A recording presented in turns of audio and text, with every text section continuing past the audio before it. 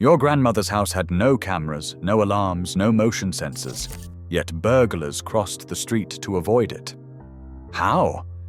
She ran a security system built from gravel, milk bottles, and a squeaky gate she refused to oil. Number 14 was so effective that insurance men quietly recommended it well into the 1980s. And number 1 turned an entire street into a surveillance network that CCTV still cannot match. Hit that subscribe button, because these 20 forgotten tricks cost pennies, and some of them still work better than anything you can buy today. Number 20. The gravel path was Britain's first motion sensor, and it never needed a battery. When your grandfather laid the front path, he did not choose smooth paving because gravel talked. Every footstep on those loose stones announced itself through the front room window, crunching louder than any electronic chime. A hundredweight of pea shingle cost about 2 shillings from the builder's merchant in 1955, and once it was down, nobody reached the front door unheard. Housewives ironing in the back kitchen knew the difference between the postman's quick scrunch, the rent man's heavy tread, and the hesitant shuffle of a stranger who had no business being there.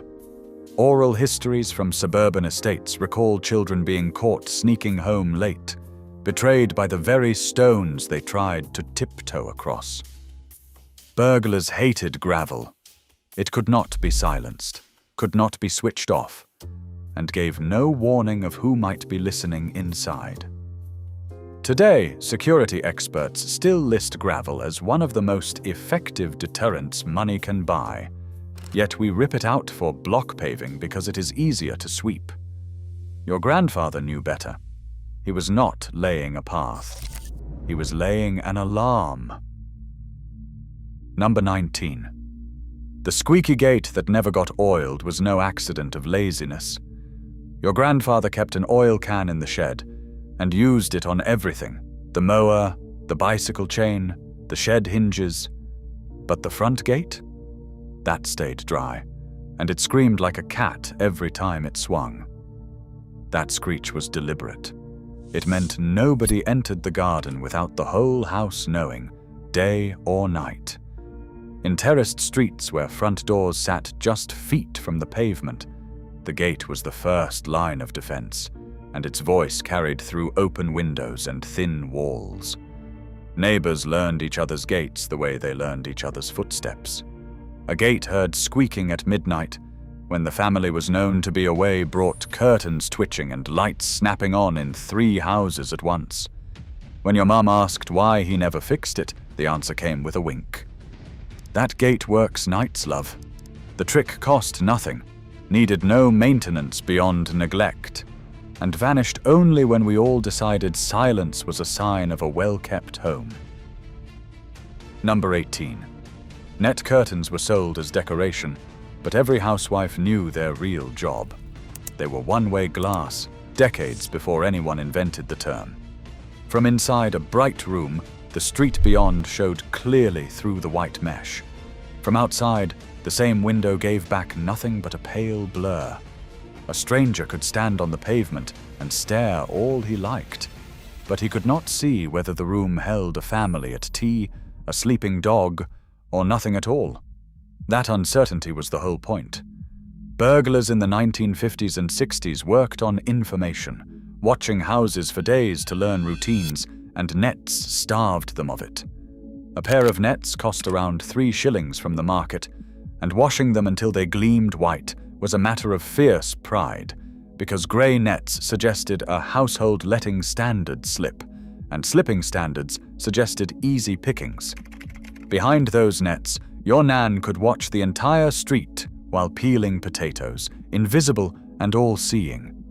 Modern designers strip windows bare for light and minimalism, and burglars thank them for it, because now they can inventory your telly, your laptop, and your habits from the comfort of the pavement. Number 17. The whitened doorstep looked like housework, but it doubled as a signal flag. Across the north, women knelt each morning with a donkey stone from the rag and bone man, scouring the front step until it glowed cream or white against the dark flags. The ritual took 10 minutes, and the stone cost nothing but a few old rags in trade. What did it broadcast? Occupation. A freshly stoned step said someone was here this morning, someone with routine, someone paying attention. A step gone grey with footprints and coal dust said the opposite, that the house had lost its rhythm, that nobody was watching. Burglars read steps the way sailors read weather. Oral histories from Salford and Leeds recall that when a family went away, a neighbour would stone their step for them, keeping the signal alive, and woe betide anyone who let it lapse. The step also showed footprints. Anyone who had crossed it since morning left their mark on the fresh, white surface. A primitive visitor log your nan checked without even thinking. When washing machines and wall-to-wall telly arrived, the kneeling stopped. The steps went grey for good, and a whole silent language of the street was lost. Number 16. Here is where things get clever. The Decoy Man was pure theatre, and thousands of widows and women home alone staged it nightly. A pair of enormous men's work boots sat by the front door, cleaned and visible through the glass. A heavy overcoat hung on the hall stand. A pipe rested in an ashtray on the windowsill, sometimes beside a flat cap that no living man had worn in years. The message to anyone peering in was unmistakable. There is a big man in this house, and he is home. Widows kept their late husband's boots polished for a decade after the funeral, not from grief alone, but from strategy.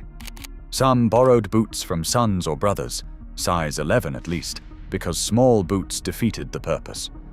Insurance men doing their weekly collection rounds knew the trick and approved of it, and a few even suggested it to nervous clients. It cost nothing, required no lies spoken aloud, and worked on the simple truth that burglars preferred empty houses and feared occupied ones. We laugh at it now, then spend £40 on a fake alarm box that flashes an LED at nobody. Your great-grandmother's boots were doing the same job in 1948, and doing it with more style. Number 15. The wireless left playing was the occupied house illusion perfected, and it cost a fraction of a penny an hour. When your nan popped to the shops or the whole family went to church, the wireless stayed on, tuned to the home service or the light program, murmuring voices into the empty hallway. Through the front door, a listener heard conversation, music, life. No burglar knocking to test the house could be certain it stood empty. And uncertainty was the greatest deterrent ever invented. The trick grew from a simple observation that housebreakers of the era almost always knocked first, ready with a story about looking for a Mr. Wilson if anyone answered. A talking radio ruined the test. Families going out for the evening left the kitchen light burning and the wireless playing to an audience of nobody, and the electricity bill barely noticed. Police crime prevention leaflets of the 1960s formally recommended it, which tells you how well it worked. Today we buy smart bulbs and apps that simulate occupancy for £50 a room, proudly rediscovering what a Bakelite radio and a bar of light under the door achieved before the war ended. Number 14. Cancelling the milk was the single most important security act in Britain, and everyone under 40 has forgotten it existed. Every doorstep received its bottles at dawn, and full bottles standing uncollected were a beacon visible from the end of the street.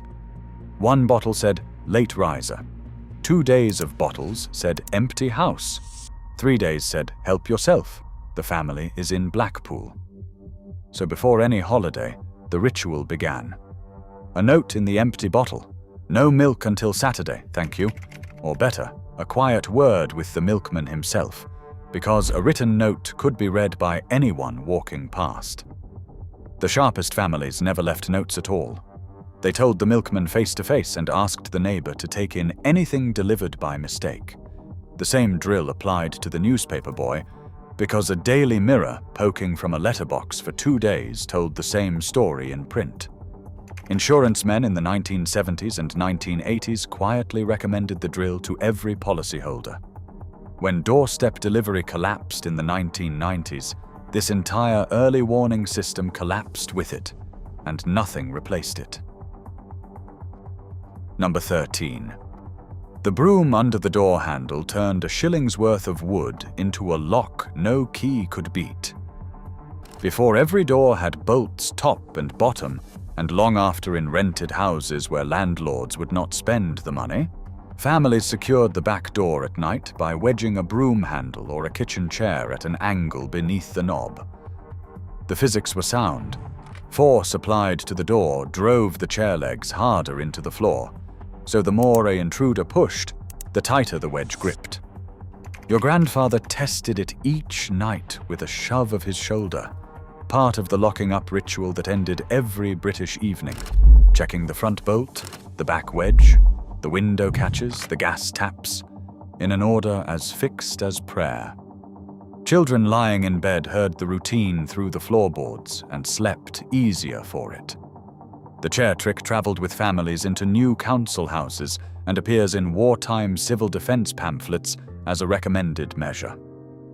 Modern door security bars sold online for £25 are the identical principle in powder-coated steel.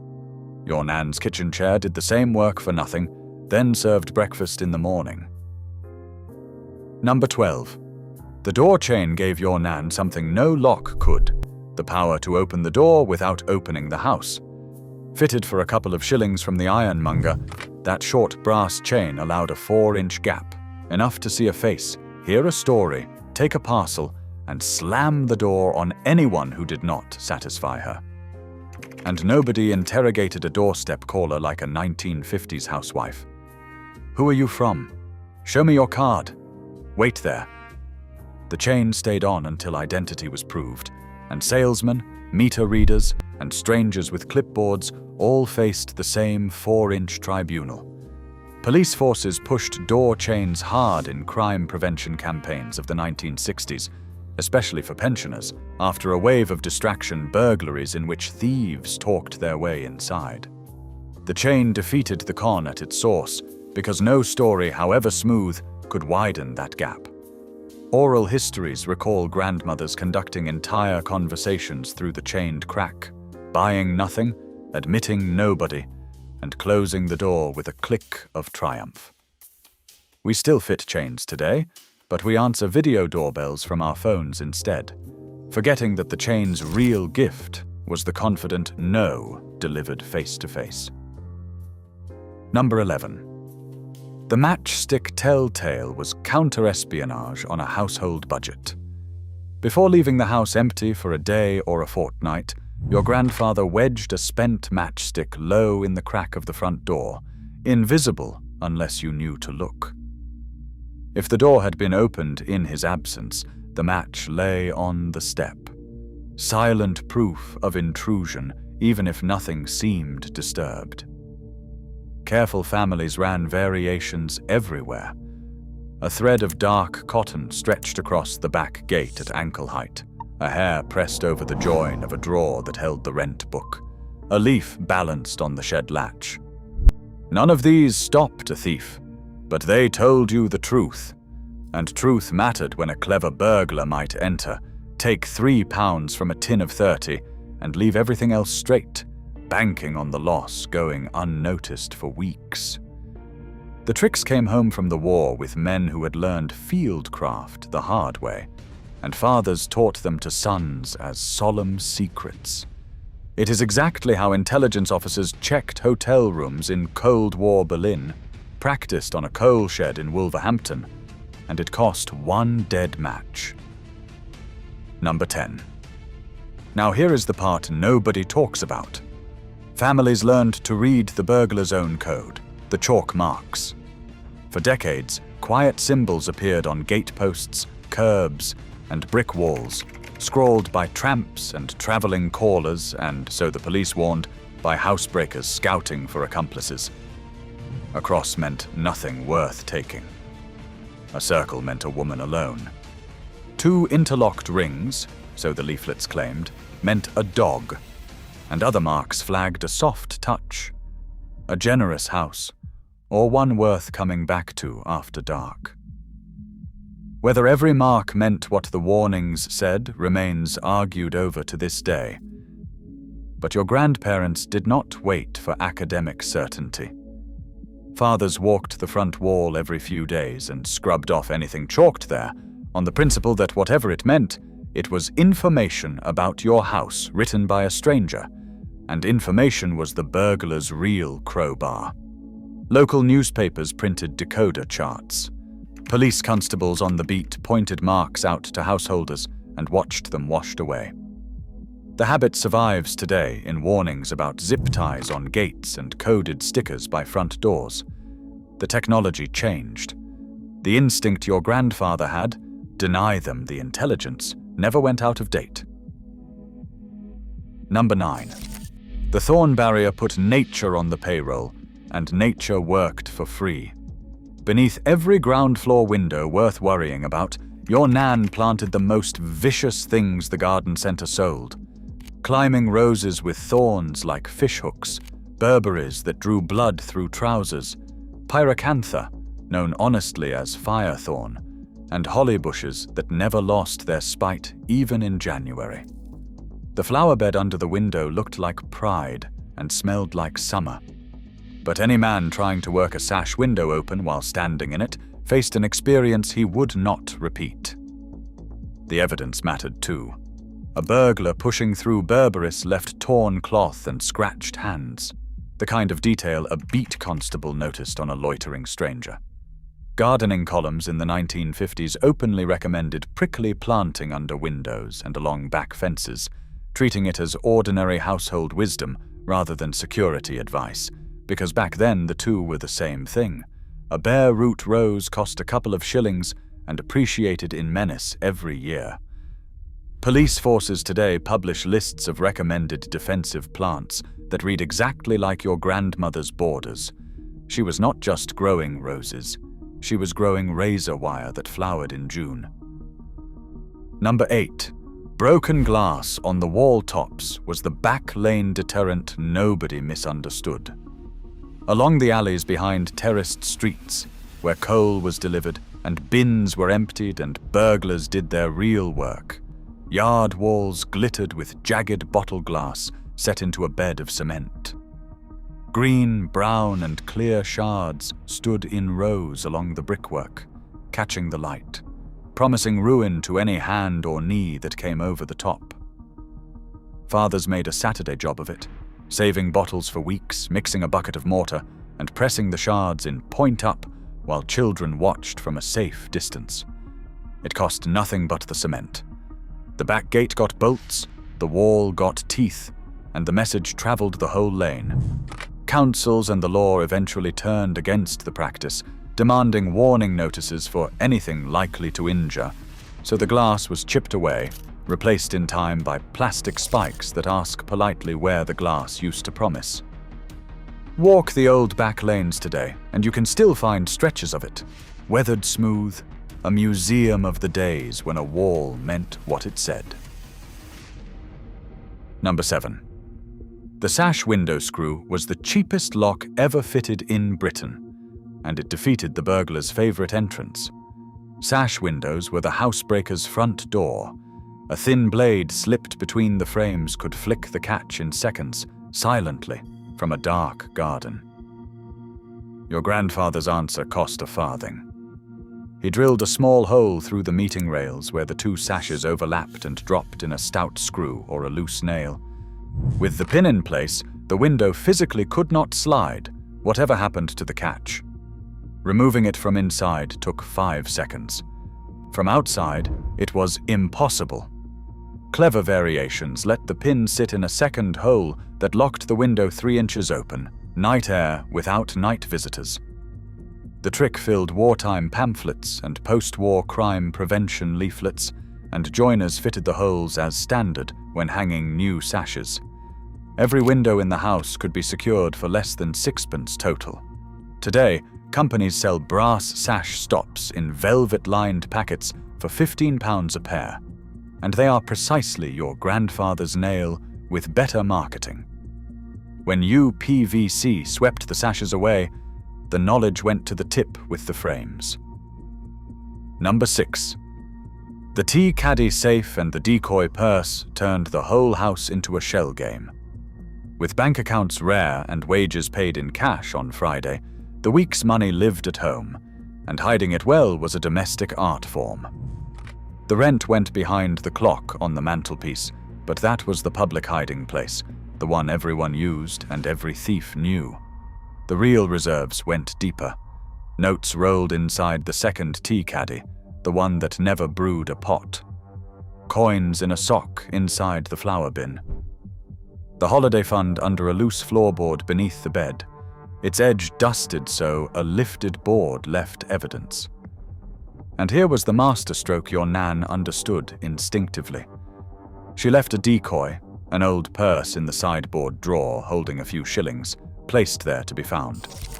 A burglar working fast took the visible money and left, satisfied, never suspecting the caddy held £10 more. Give them something to find, and they stop looking. Museum curators and police historians have documented hundreds of these domestic hides in hollow bed knobs, false jam jars, and slit mattress seams. Modern advice about diversion safes repeats it word for word. She wrote the book. We bought it back. Number 5. The Beware of the Dog sign guarded thousands of houses that contained no dog whatsoever. For sixpence at the ironmonger, a family bought an enamel plate showing a snarling Alsatian and screwed it to the gate, and from that moment the property was defended by an animal that did not exist. It worked because a burglar could not afford to find out. Every survey of convicted housebreakers ever conducted, right up to modern police studies, puts a dog at the top of the list of things that make them walk away. Above locks, above lights, above alarms. Your grandparents grasped this without a survey. The committed ones added props, a heavy chain looped by the back door, a battered feeding bowl left by the step with Rex painted on it, a worn patch of lawn where a dog might plausibly have been tethered. The sign asked for no feeding, no vet bills, and no walks in the rain, and it stood guard for 30 years without complaint. It remains, penny for penny, the best security investment Britain ever made. Number 4. The poker by the bed was the last line, and every house had one. Whatever the locks and bolts promised, families slept easier knowing that within arm's reach stood something heavy. And in a coal-fired Britain, the fireside poker was the natural candidate, cast iron, forearm long, and entirely unremarkable to any visitor. Grandfathers carried theirs up to bed as routinely as they wound the clock, standing it against the nightstand, and grandmothers widowed young did exactly the same. Alongside it, on the bedside table, lay the other half of the system, a police whistle, army surplus or bought for pence, because a whistle blast out of a bedroom window at 2 in the morning woke the entire street, and the street was the real cavalry. Neighbors knew the sound and knew what it demanded of them. Lights came on, doors opened, men appeared in the road in their nightshirts, and any intruder faced not one household but 40. Civil defense habits from the war years ran deep here, the assumption that safety was collective and noise was a weapon. Today we sleep with our phones, which summon help in 15 minutes. The whistle summoned it in 15 seconds. Number 3. The holiday drill was occupancy theatre, at a level Hollywood would respect. A full production staged for an audience the family hoped never bought a ticket. Going away for the Wakes week or a fortnight in Llandudno meant preparing the house to lie convincingly for 14 days. The milk and papers were cancelled in person, never by visible note. Curtains were left in the daytime position, because drawn curtains at noon shouted absence louder than any sign. The neighbor held a key and worked to a script, opening and closing the curtains morning and evening, switching the hall light on at dusk and off at bedtime, pushing accumulating post through to the mat, and in summer, pegging a token line of washing out on fine mornings. Lawns were mown the day before departure, so growth would not betray them, and again mid-fortnight by an obliging relative. Every element attacked the same weakness, that burglars selected targets by reading signs of emptiness, and this house refused to show any. The entire system ran on trust and cost a thank you gift of rock from the seafront. No subscription required. Number 2. Telling the bobby was a security service every family used and none paid for. The beat constable was a fixture of the street, a man who walked the same roads daily, knew the householders by name, and tried gates and shop doors by hand on his night round. Before a holiday, your grandfather called at the police house or stopped the constable on his beat and simply told him, "We are away till the 29th, officer. The house should be empty and dark."